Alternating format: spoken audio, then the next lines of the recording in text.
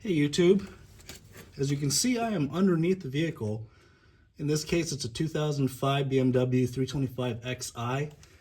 This is the E46 chassis with the GM automatic transmission that was available on these. And today's job is we're doing a filter and fluid change on the transmission. This car's got 60,000 miles and I generally like to get this fluid flushed out of here or changed out of here right around the 60,000 mile mark. I know BMW labels this as a lifetime fluid. As a lot of people will say here on the YouTube universe, lifetime means lifetime of the warranty or lifetime of the vehicle lease. It's not the life of the vehicle. So we're gonna pull the drain plug out. It is held in with a T45. The other thing we should do is loosen the fill plug before we start draining any fluid out. It is right here on the side of the transmission, 17 millimeter.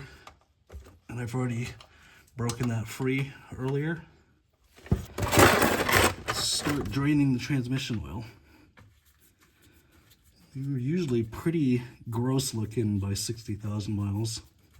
Yeah, it looks more like motor oil than ATF. So we'll go ahead and let this drain, which will take probably 10 minutes or so. Put the drain plug back and work on removing the 10 millimeter bolts that hold the transmission pan up. With the transmission fluid drained out and the plug put back in temporarily, it gives us the opportunity to loosen all of these 10 millimeter bolts.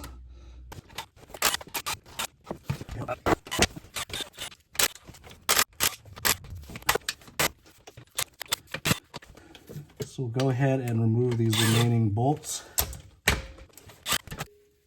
And here we go.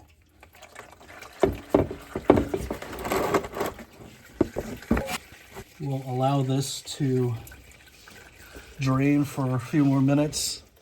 All right, with most of that fluid drained out, we can go ahead and try to pull the filter off.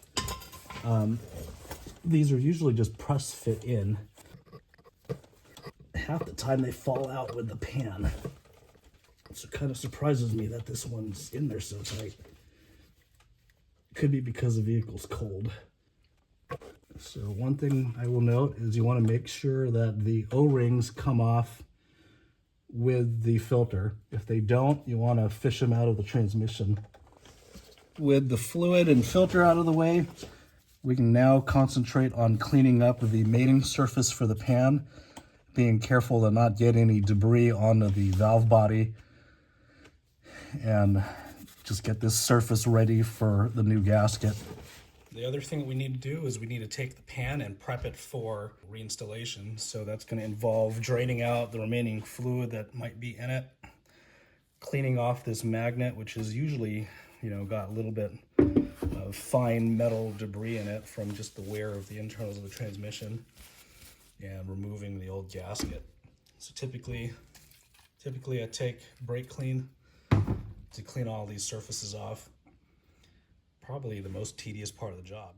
All right, so with the pan clean, we can grab the gasket. In this case, just using one from Nail, procured from FCP Europe. So we grab the filter out of it, put that back inside the transmission, taking note to lube those O-rings before pushing it up into the transmission valve body. And checking our gasket here just to make sure that it lines up correctly with the pan, hole in the pan, which it appears that it does. Is this symmetrical? Well, good job, GM. Looks like they used a symmetrical layout for the gasket, so that's one thing that makes it easier.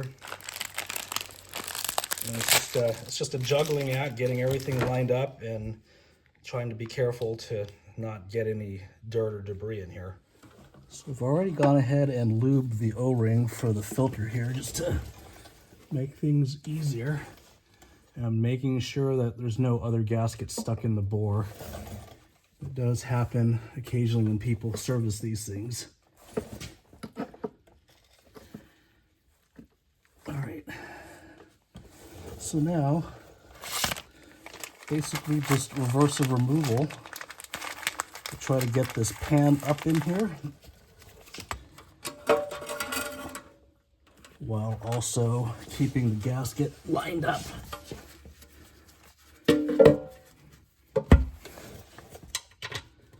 And use the new bolts supplied in the kit.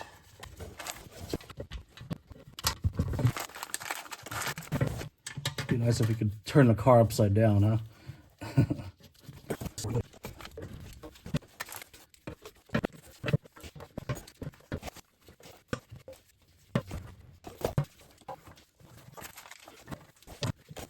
Now the process is, we'll snug them up. I'll use the gun, but I'm going to keep it on a low setting so that it doesn't over torque these.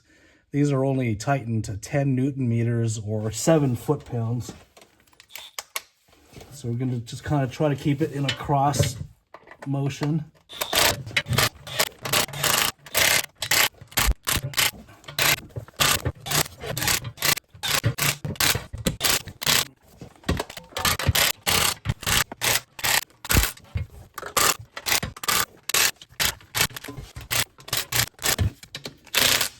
Now, we'll finalize torque with torque wrench. Yeah, that gun was really on weak sauce setting. So still snugging it up.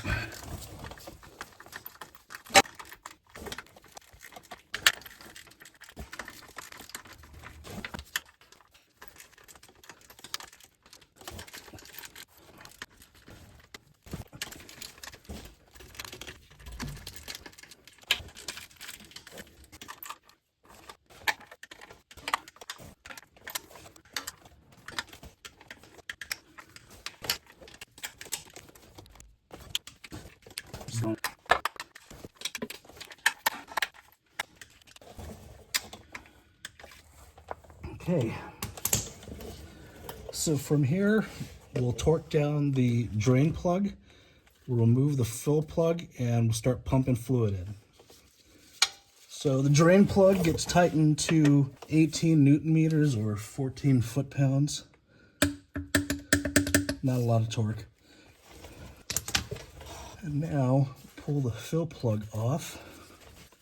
Okay, it has a gasket, and it looks to be in good condition. Get our pump set up. I don't know if you can see that, but this is basically the pump we've got. Should take about 4 quarts to fill. So we just keep filling until it runs out of the fill hole.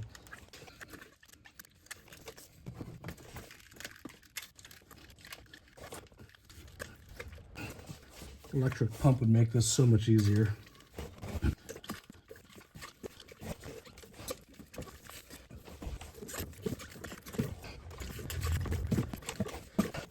As you can see, we're just starting to drip, so we'll go ahead and put the drain plug back in.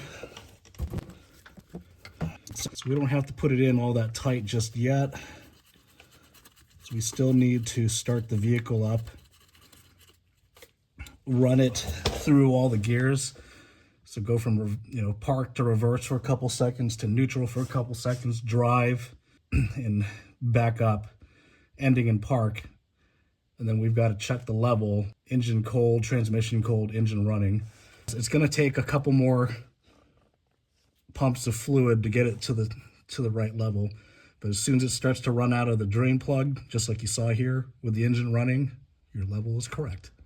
And we have the vehicle hoisted up so that it's sitting level.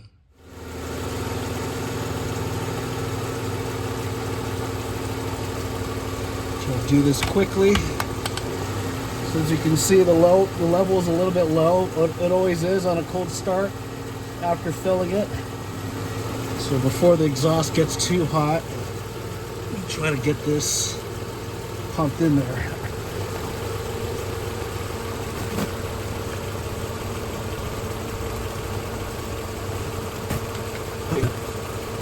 Looks like we're at the fill level. So just like that, fluid just draining out. And go ahead and put the drain plug back in, or fill plug back in. And it is tightened to the same torque spec as the drain plug. Once you have the fill plug torqued back to spec, just clean up your area, try to get rid of any residue that's on the exhaust pipe here that'll end up burning and smelling. You don't want to have a customer complaint on that. With everything underneath buttoned up and cleaned up, we're able to put the vehicle back on the ground, and now the job's done. If you like this kind of content, please click the like button and consider subscribing to my channel for more content like this. Anyway, have a great day, and we'll see you next time. Thanks.